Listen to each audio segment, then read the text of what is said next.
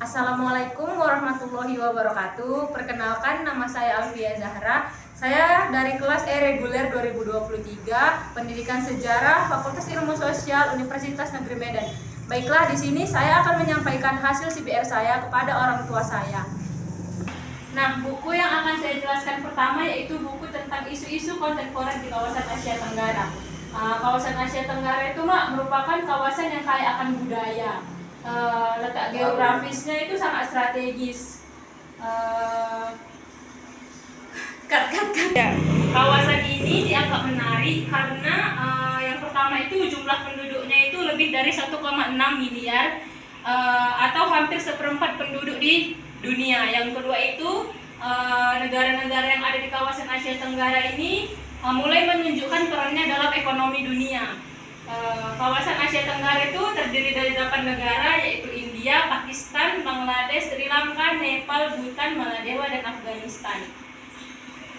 Selain karena kawasan negara ini yang menarik, ada juga terdapat beberapa isu yang ada di kawasan Asia Selatan ini. Yang pertama itu ada isu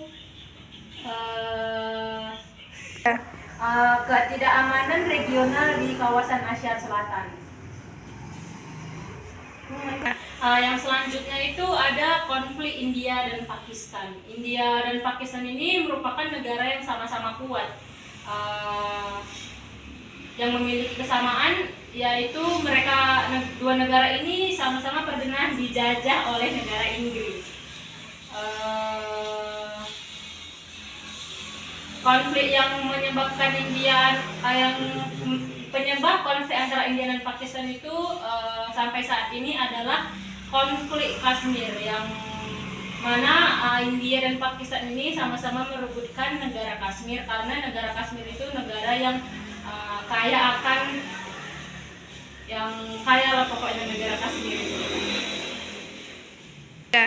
Yang kedua itu ada diskriminasi kasta. Kalau di India itu kan memang di kawasan Asia Selatan itu kan memang masih ada sistem kasta, yang paling tinggi itu kasta Brahmana dan sebagainya.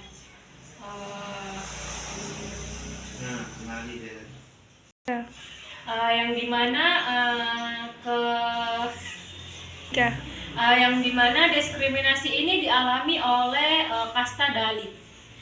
Kasta Dalit ini diskriminasi kasta yang diterima oleh masyarakat Dalit. Praktik diskriminasi dalam distribusi pangan terhadap masyarakat Dalit ini terjadi bahkan dalam situasi pandemi dengan bentuk diskriminasi yang lebih tegas. Diskriminasi terhadap kasta Dalit ini secara umum telah lazim terjadi di India, yang mengakar pada pandangan masyarakat terhadap kasta. Yang selanjutnya itu ada perkembangan gejolak ekonomi di Sri Lanka. Pada awal kemerdekaan Sri Lanka pada tahun 1984, situasi ekonomi yang dirasakan negara ini jauh lebih baik dibandingkan negara lainnya di kawasan Asia pada periode waktu yang sama. Nah, selain itu ada juga permasalahan, yaitu pernikahan anak di Bangladesh. Isu pernikahan anak di Bangladesh ini merupakan permasalahan yang universal yang terjadi di berbagai belahan dunia dan kerap kali berakar pada tradisi stigma masyarakat yang kekurangan pendidikan. Pernikahan anak ini biasanya terjadi pada anak yang mengalami pendidikan yang kurang, dan biasanya anak ini dinikahkan kurang dari umur 18 tahun. Faktor-faktor yang mempengaruhi pernikahan anak di Bangladesh ini, yang pertama ada faktor kultur dan budaya dalam pernikahan anak. Praktik pernikahan anak ini dilakukan bukan hanya untuk menjaga kehormatan keluarga, tetapi juga untuk mengurangi pengeluaran keluarga.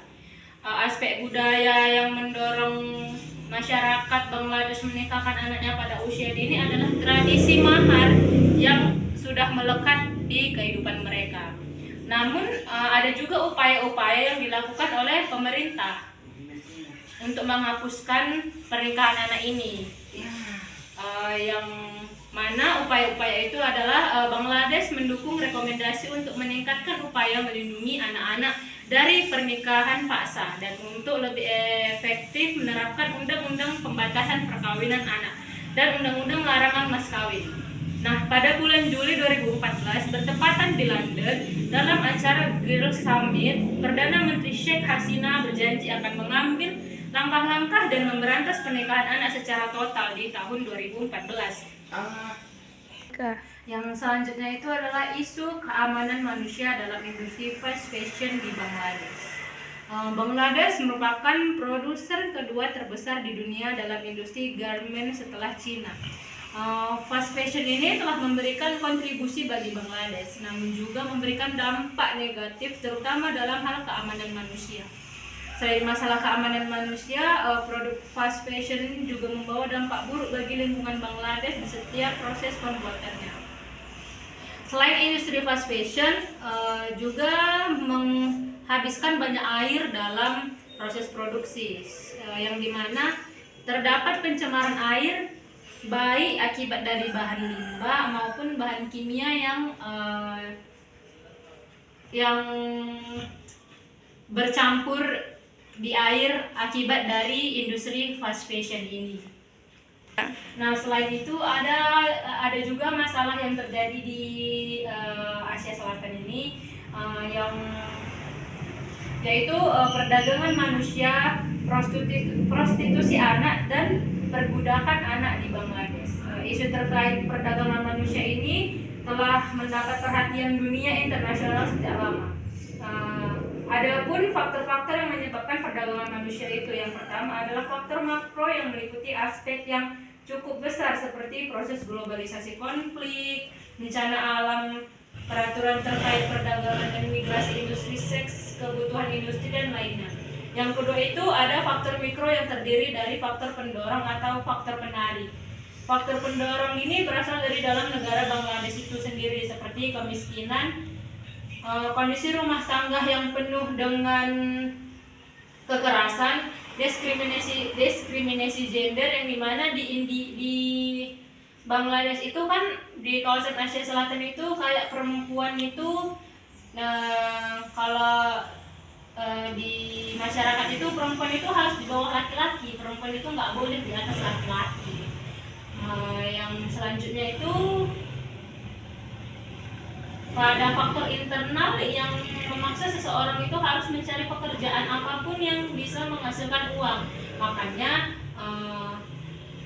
korban-korban ini kayak dia kehidupannya miskin lah ya kan. Dia pengen dapat uang cepat, jadinya dia ditawari orang, kau yuk kerja di sini nanti gajinya segini. Karena kekurangan pendidikan juga, dia itu nggak mencari informasi tentang kerjaan itu, jadilah perempuan ini jadi korban perdagangan manusia itu.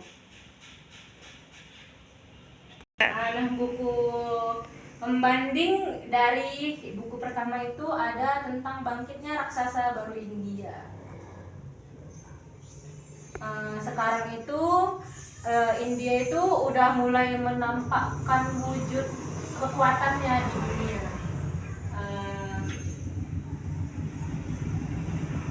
Yang dimana India itu mulai maju karena teknologi informasi, industri otomotif dan film dan farmasi di India itu semakin meningkat. Ada juga ekonomi dan pertanian India itu semakin maju. Yang kita ketahui, India itu merupakan penghasil padi terbesar nomor 2 di dunia. Bahkan sekarang India itu menjadi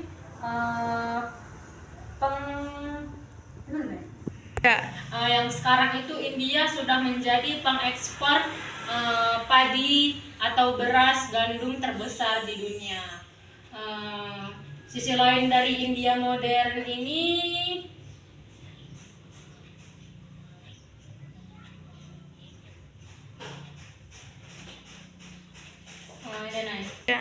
India itu menambah barisan jutawan baru dalam laju yang lebih cepat dibandingkan dengan negara manapun kecuali Korea Selatan. karena India ini kurang cepat dari Korea Selatan. Dari namanya saja ini masih bisa. Nah, baiklah, sekian dari presentasi hasil critical book report yang saya lakukan, yang sudah saya jelaskan kepada orang tua saya. Lebih dan kurangnya saya memohon maaf dan saya akan memperbaikinya. Sekian dan terima kasih.